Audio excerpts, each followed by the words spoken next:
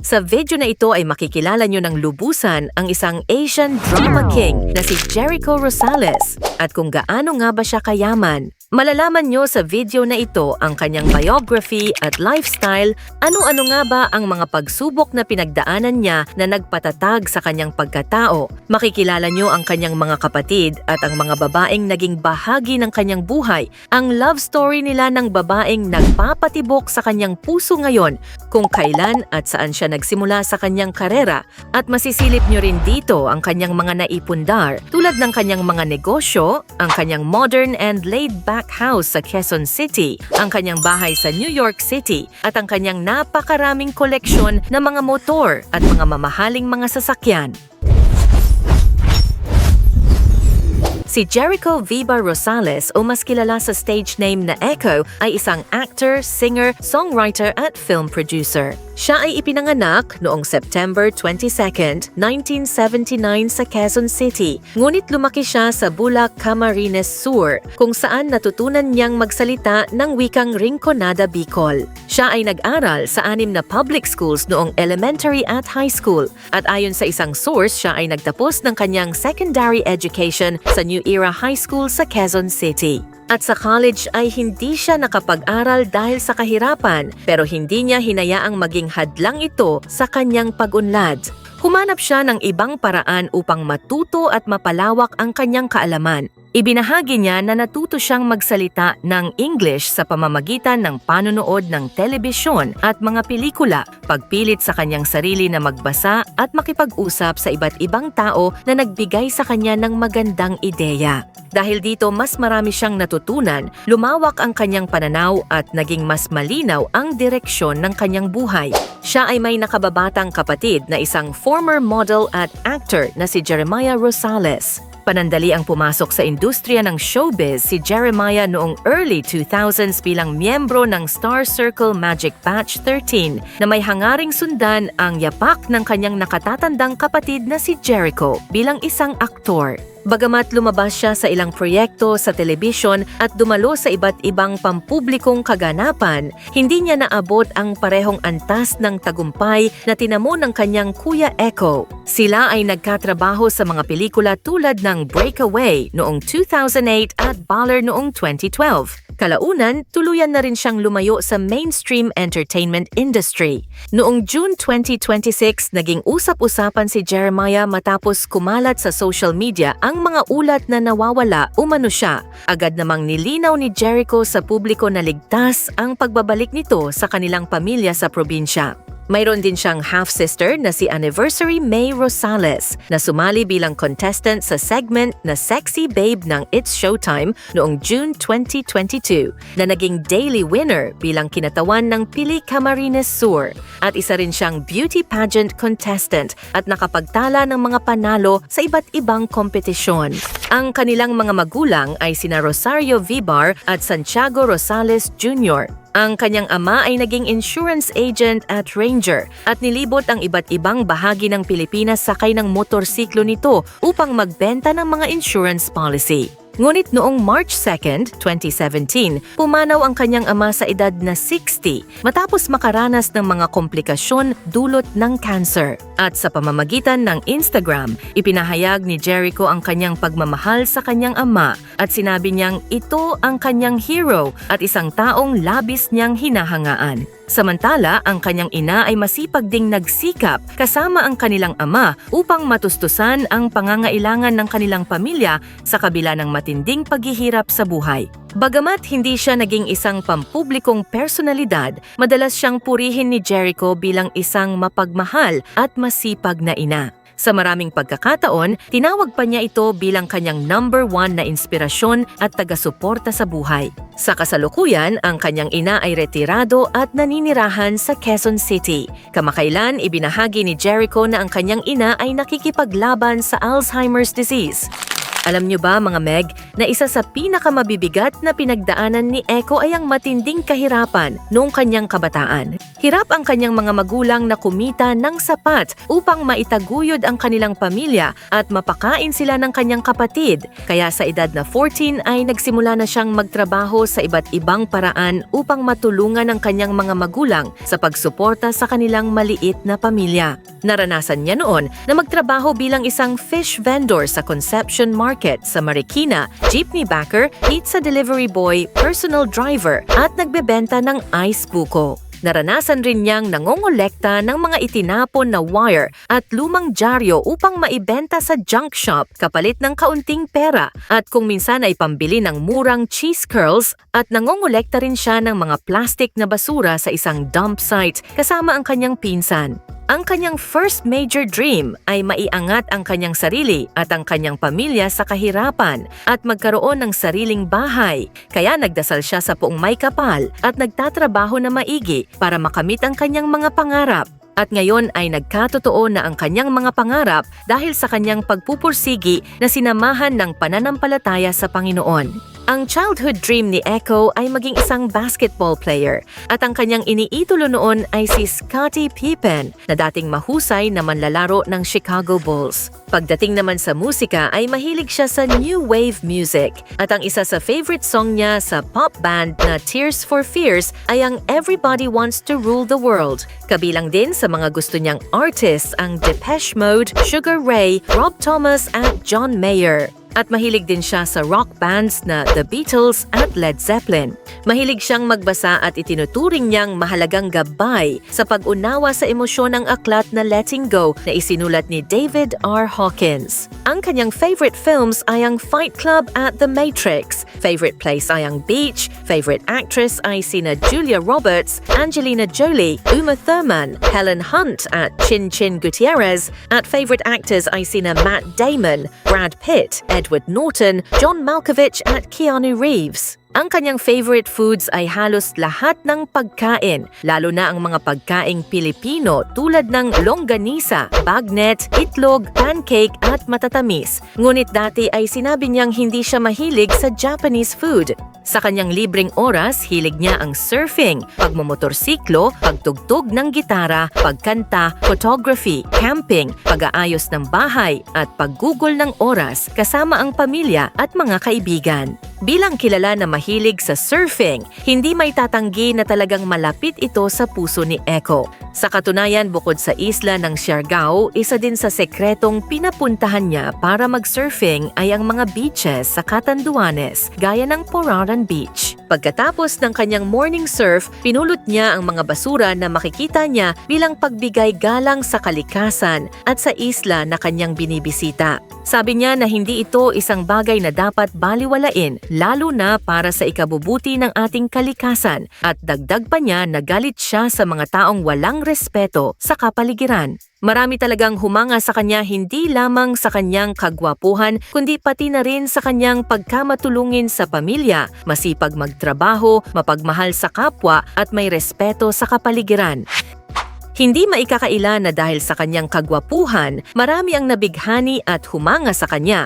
Una ay si Angelica de la Cruz na isang actress at politician. Si Echo at Angelica ay kabilang sa mga pinakasikat na 1990s love team ng ABS-CBN. Nagsimula ang kanilang pagiging malapit matapos magsama sa teleseryeng Esperanza noong 1997 at si Angelica ang first love team partner ni Echo. Bagamat hindi nagtagal ang kanilang pag-iibigan, naging masaya at puno ng masasayang alaala ang kanilang pagsasama. Sa isang panayam noong 2016, inilarawan pa ng aktor ang relasyon nila bilang baliw na nagpapakita kung gaano sila kasaya at kasabik noong panahong iyon. Hindi naglaon, naghiwalay rin ang dalawa na isa sa mga madalas na itinuturong dahilan ay ang paglipat ni Angelica mula ABS-CBN patungong GMA Network na naging hadlang sa pagpapatuloy ng kanilang love team at relasyon. Gayunman, wala sa kanila ang hayagang nagsabi na ito lamang ang naging dahilan ng kanilang paghihiwalay. Makalipas ang maraming taon ay kumalat ang mga chismis na umano'y nagkaroon sila ng anak. Gayunpaman, mariing itinanggi ito ni Angelica noong 2023 at nilinaw na walang katotohanan ang naturang usap-usapan. Sa kasalukuyan, nananatili pa rin silang magkaibigan. Samantala, si Angelica ay masaya na sa kanyang sariling pamilya kung saan ikinasal siya sa non-showbiz businessman na si Orion Casario at nabiyayaan sila ng 2 anak.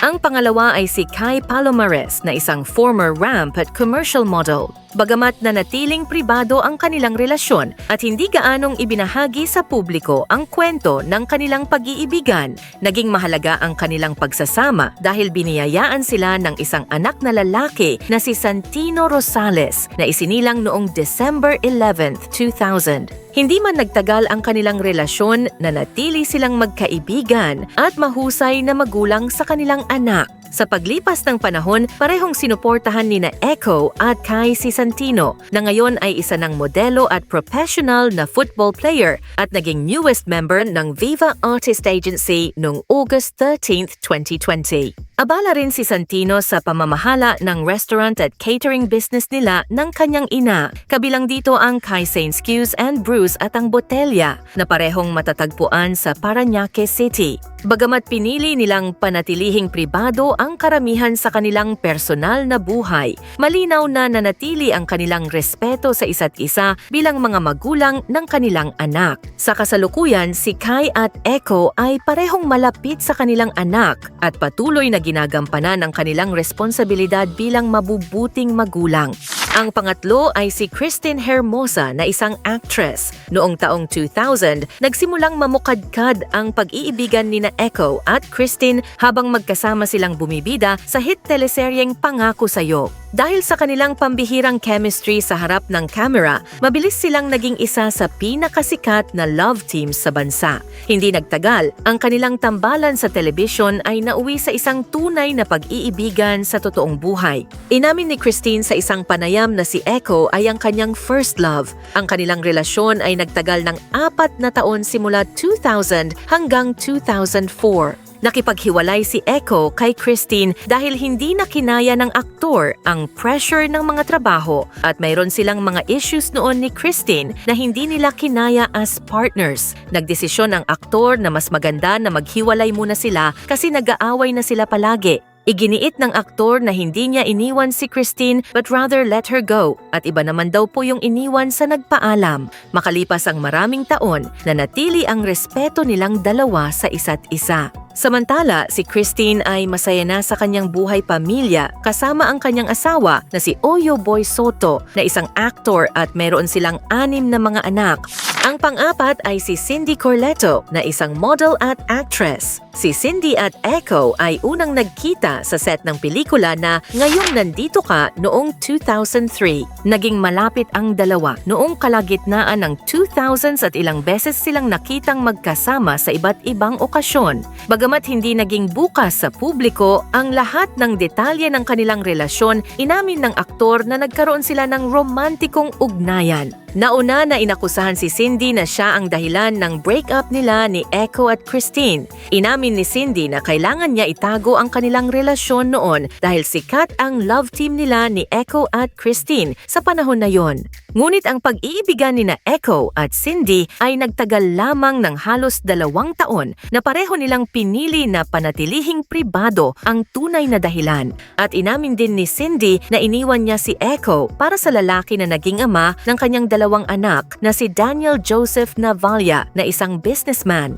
Ang panglima ay si Heart Evangelista na isang actress, model, advocate at entrepreneur. Nagkalapit sina Heart at Jericho noong kalagitnaan ng 2000s habang magkasamang nagtatrabaho sa ABS-CBN. Lalong tumibay ang kanilang samahan nang magsama sila sa fantasy series na Panday, kung saan kitang-kita ng publiko ang kanilang chemistry sa harap at likod ng camera. Si Echo ay tinukoy ni Heart bilang kanyang greatest love. Ang kanilang relasyon na nagtagal lamang ng 3 taon at nagiwalay noong 2008 dahil akala ni Hart na niloko siya ni Echo at ng Malaysian actress na si Carmen Sue na on-screen partner ng aktor sa panahon na yon. Kalaunan, sinabi rin ni Hart na napagtanto niyang hindi pala totoo ang umano'y pagtataksil ng aktor at nabanggit din niya na isa sa mga dahilan ng pagtutol ng kanyang mga magulang ay ang katotohanang may anak na si Echo mula sa nauna nitong relasyon. Sa kabila ng masakit na nakaraan ay nanatiling magkaibigan ang dalawa. Si Hart ay may asawa na kung saan ikinasal siya kay Francis Cheese Escudero na isang politician noong February 15, 2015 sa exclusive Palace Island Club. Ang pang-anim ay si Carmen Sue na isang model at actress. Nagkakilala sina Echo at Carmen noong 2008 sa paggawa ng teleseryeng Kahit Isang Saglit. Dahil sa mahabang panahon ng kanilang shooting sa Pilipinas at Malaysia, naging malapit sila bilang magkaibigan at magkatrabaho at sa panahong iyon ay katatapos lamang ng relasyon nina Echo at Hart. Dahil madalas makita silang magkasama sa mga promotional events at off-camera, umusbong ang mga espekulasyong sila ay nagde-date. Gayunman, itinanggi ni Carmen ang isyong ito na sila ay may relasyon ng kanyang leading man at maring itinanggi rin ng actor na si Carmen ang naging dahilan ng hiwalayan nila ni Hart. Inamin niyang nakatulong si Carmen bilang kaibigan sa kanyang pagmo-move on, ngunit sinabi niyang hindi ito naging third party sa kanilang relasyon at sabi ng aktor na sila ay magkaibigan lamang. Sa kasalukuyan, si Carmen Sue ay may asawa na kung saan ikinasal siya kay Benson Tan noong 2015 sa Bali, Indonesia at nabiyayaan sila ng isang anak. Ang pampito ay si Seska Liton na sports host, TV presenter at entertainment reporter. Noong unang bahagi ng 2010, nagsimulang maiugnay si Echo kay Seska dahil madalas silang makita na magkasama sa iba't ibang events dahilan upang umusbong ang mga usap-usapan na sila ay nagde-date. Habang patuloy silang nakikitang magkasama, inamin ni Jericho na siya ay exclusively dating one girl, bagamat hindi niya direktang binanggit ang pangalan ni Seska. Nilinaw niyang mas gusto niyang maging tahimik ang kanilang relasyon upang maprotektahan ang kanilang mga pamilya at maiwasan ang sobrang atensyon ng publiko. Noong August 2010, kinumpirma ni Seska ang relasyon nila ni Jericho matapos itong tawaging boyfriend sa isang panayam. Nilinaw niya na pinili lamang nilang panatilihing pribado ang kanilang pagsasama. Ayon kay Jericho, mas payapa at pribado ang relasyon nila ni Seska kaysa sa kanyang mga nakaraang pag-ibig. Ipinahayag din niya ang kanyang paghanga at pagmamalaki sa mga tagumpay ni Seska bilang TV host. Noong 2011, kinumpirma ng aktor na hiwalay na sila ni Seska ngunit nanatili silang magkaibigan. Inihayag din niya ang kanyang paghanga at pasasalamat kay Seska sa pagiging bahagi ng kanyang buhay. Si Seska ay ikinasal kay Tyke Callow noong February 14, 2015 sa Eskaya Beach Resort and Spa in Panglao Island, Bohol. Ang pangwalo ay si Kim Jones na isang Australian model. Si Echo at Kim ay unang nagkita noong March 2011 matapos silang ipakilala sa isa't isa ng kanilang common friends. Noong panahong iyon, pagod na ang aktor sa mga nakaraang relasyon at sinabi pa niyang ayaw na muna niyang makipag-date. Bago pa man sila magkita, nakita na niya ang larawan ni Kim at agad siyang humanga sa kagandahan nito. Kaya nang maimbitahan siya sa isang dinner kung saan naroon si Kim ay agad siyang pumayag.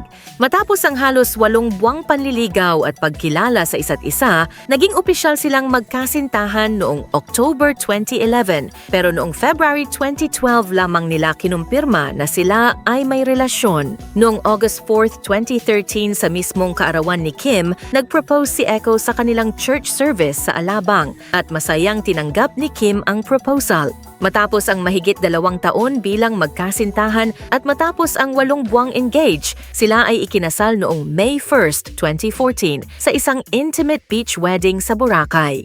Noong January 2024, kinumpirma ng malapit na kaibigan nila na matagal na silang hiwalay bilang mag-asawa at nagdesisyong maghiwalay ng maayos. Ayon sa kanilang pahayag, mutual ang desisyon at nanatili silang mabuting magkaibigan na sumusuporta pa rin sa paglago ng isa't isa. At ang nagpapatibok sa puso ni Echo ngayon ay ang actress na si Janine Gutierrez. Matagal nang magkakilala sina Janine at Echo sa industriya ng showbiz, ngunit mas naging malapit sila noong magsama sila sa teleseryeng Lavender Fields kung saan gumanap silang mag-asawa. Habang ginagawa ang proyekto, napansin ng marami ang kanilang magandang samahan at natural na chemistry sa harap at likod ng kamera. Noong unang bahagi ng 2024, namataan silang magkasama sa ilang casual dates, kabilang ang pagbisita sa National Museum at iba pang lugar sa Metro Manila. Dahil dito, nagsimulang umugong ang balitang may namumuong espesyal na relasyon sa pagitan nila. Noong August 13, 2024 sa press conference ng Lavender Fields, kinumpirma mismo ng aktor na sila ay nagde-date ni Janine. Sinabi niyang masaya sila sa pagkilala sa isa't isa at marami silang magkakaparehong interes at pagpapahalaga sa buhay. Noong September 2025, ipinagdiwang nila ang kanilang unang anibersaryo bilang magkasintahan sa isang tahimik na beach getaway. Hanggang ngayon ay nanatiling matatag ang kanilang relasyon at magkasama silang nagtrabaho sa seryeng The Loyalty Game sa taong ito.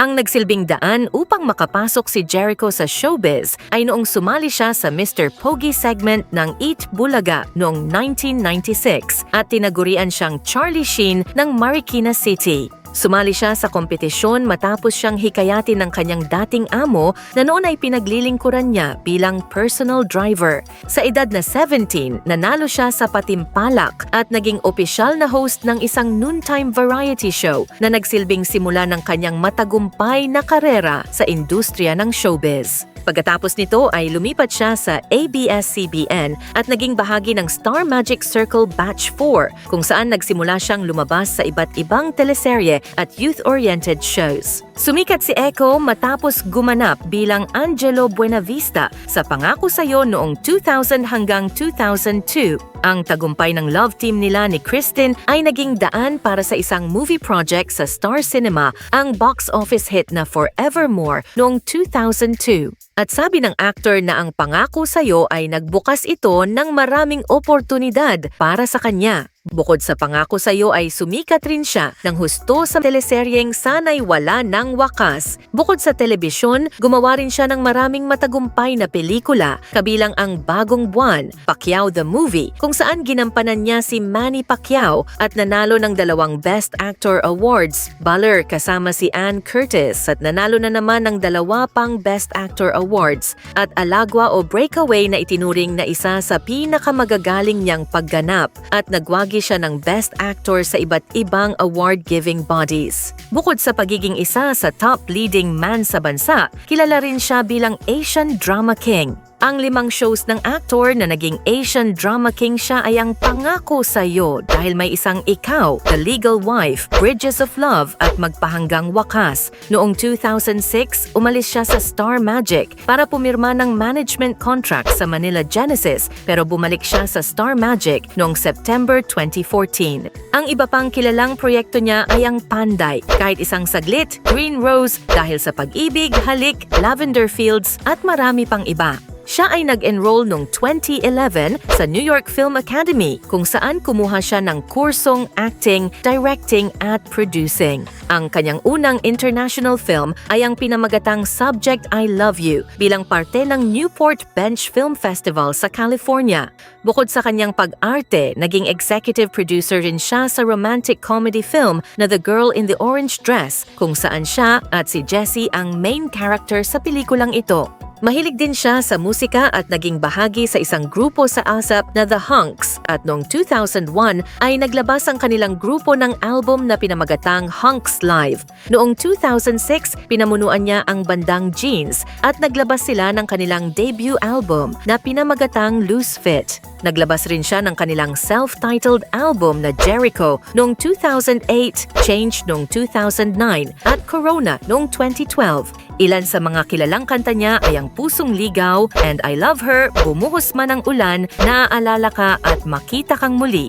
Sa kabuuan, ang 3 pinakamalalaking proyekto ni Jericho na tampok ngayong taon ay ang The Loved One, Quezon at Cell Block. At lumabas rin siya sa teleserye na The Loyalty Game. Ang actor ay nagsilbi na ring executive producer at co-executive producer sa ilang mga proyekto sa pelikula sa pamamagitan ng kanyang production company na Inventory Films na layunin nitong gumawa ng mga independent films, documentaries at socially relevant content. Ang ilan sa kanyang producer credits ay ang Breakaway o Alagwa bilang executive producer, Basurero bilang co-producer, Quezon bilang co-executive producer at The Loved One bilang executive producer. Isa sa mga pinakakilalang negosyo ni Jericho ay ang Talas Manileño sa Cubao Expo, Quezon City, isang modernong barbershop na kanyang itinayo kasama ang mga business partners. Binuksan ito noong July 2015 pero tuluyang nagsara ang negosyo dahil sa matinding epekto ng pandemya ng COVID-19 sa operasyon nito. Noong 2015, naging opisyal na brand ambassador si Jericho Rosales ng Kuya J. Marami ang nag-akalang siya ang J sa pangalan ng restaurant dahil sa kanyang pag-eendorso, ngunit nilinaw ng kumpanya na endorser lamang siya. Ang Kuya J Restaurant ay itinatag sa Cebu at ang pangalang Kuya J ay hango sa palayaw ng orihinal na may-ari na si J. Nag-invest din si Jericho sa mga residential properties bilang long-term investment. Ang kanyang modern and laid-back house sa Quezon City ay isa sa mga pinakakilalang ari-arian ni Jericho na dinisenyo ng kanyang matalik na kaibigang arkitektong si Bujili Barnes. Ang living room ay may maluwag at modernong disenyo na may high ceiling at malalaking glass windows na nagpapapasok ng maraming natural na liwanag. Tampok dito ang almond sisal rug, Lorenzo sectional sofa, Noguchi coffee table, arch lamp, penny stool, wooden stool, Gruff console table at iba pang eleganteng kasangkapan. Pinaganda pa ito ng accent wall na may mga framed artwork, ornamental plants at makintab na sahig na nagbibigay ng maliwalas, komportable at sopistikadong ambience sa buong tahanan. Ang bahay ay may moderno at minimalist interior na may floating staircase, split-level na disenyo at malalaking salaming bintana na nagbibigay ng masaganang natural na liwanag at tanawin ng mga puno sa labas. Tampok din sa may staircase ang maliliit na sulok na nagsisilbing komportabling lugar kung saan maaring magkape, magkwentuhan at pagmasdan ang tanawin sa labas. Makikita dito ang maliit na mesa na may dalawang kahoy na upuan, isang halamang nakapaso at makintab na kahoy na sahig. Ang puting dingding, high ceiling at simpleng disenyo ay lumilikha ng maliwanag, maaliwalas at eleganteng espasyo. Ang bahaging parang tulay ng estruktura ng bahay ay may daybed na pinalamutian ng mga unan. Maari itong magsilbing lugar para umidlip, komportableng upuan para magpahinga o isang espesyal na sulok kung saan maaring mag-relax. Mapapansin din ang mga jalousie window na pinili para sa bahaging ito ng bahay na nagpapapasok ng maraming natural na liwanag habang pinananatiling presko at maaliwalas ang espasyo dahil sa mahusay nitong ventilasyon. Ang isang moderno at maluwag na covered outdoor patio o lanay ay may mahabang kahoy na dining table, outdoor lounge at barbecue grill. Napapalibutan ito ng mga halaman at may malalaking sliding glass doors, high ceiling at kombinasyon ng kahoy, bakal, salamin at konkreto. Ang kabuang disenyo ay nagbibigay ng komportable, elegante at maaliwalas na espasyong angkop para sa pagkain, pagre-relax at pagtitipon ng pamilya at mga bisita. Ang bahay ay may resort-inspired na disenyo na tampok ang isang malaking swimming pool, malawak na pool deck, mga lounge chair at outdoor dining area na angkop para sa pagpapahinga at pagtitipon. Ang dalawang palapag na bahay ay may malalaking salaming bintana, covered terrace at balkonahe na nagbibigay ng maliwanag at maaliwalas na kapaligiran. Noong 2024, naiulat na ang bahay ay ibinebenta sa halagang humigit kumulang 80 million pesos hanggang 100 million pesos. Bagamat walang opisyal na pahayag tungkol sa dahilan ng pagbebenta, lumabas ang listing ilang araw matapos makumpirmang naghiwalay sila ni Kim Jones. At mayroon din silang bahay sa New York kung saan lumipat sila noong 2022 bilang bahagi ng kanyang hangaring palawakin ang kanyang karera sa Hollywood. Ibinahagi ni Echo noong 2023 na mayroon pa rin silang tahanan sa New York habang pabalik-balik siya sa US at Pilipinas dahil sa trabaho. Gayunman, hindi niya isinapubliko ang eksaktong uri o lokasyon ng nasabing ari-arian. At may naipundar din siya ng mga sasakyan at mga motor, kabilang ang customized Ford Transit 170 na nagkakahalaga ng mahigit 3 million pesos, Toyota Hilux Conquest na nagkakahalaga ng mahigit 1.8 million pesos, Toyota Land Cruiser na nagkakahalaga ng mahigit 5.7 million pesos, 1980s Jeep Wrangler na nagkakahalaga ng mahigit 2 million pesos, 1987 E28 BMW 5 Series na nagkakahalaga ng mahigit 1 million pesos, Mini Cooper na nagkakahalaga mula 1 million pesos hanggang 1.7 million pesos, 1965 Ford Mustang na nagkakahalaga mula 1 million pesos hanggang mahigit 2.5 million pesos, 1967 Ford Mustang na nagkakahalaga mula 1.2 million pesos hanggang mahigit 4 million pesos, Shelby Cobra 427 na nagkakahalaga ng humigit kumulang 3 million pesos hanggang 60 million pesos ang replica o continuation model at ang original ay karaniwang nagkakahalaga ng mahigit 100 million pesos at maaring umabot sa mahigit 300 million pesos. BMW R90 Scrambler na nagkakahalaga ng humigit kumulang 1.1 million pesos hanggang 1.2 million pesos, Triumph Scrambler 900 na nagkakahalaga ng mahigit 700,000 pesos, 1970s Classic Ducati Mark na nagkakahalaga ng mahigit 800,000 pesos, Ural Solo ST Cruiser na nagkakahalaga ng mahigit 600,000 pesos. Ilan lamang ito sa kanyang mga collections at sabi ng actor na 3 to 5 times karami ang kanyang mga motor kaysa sa kanyang mga sasakyan. Hanggang dito na lang muna mga Meg. Thank you and God bless.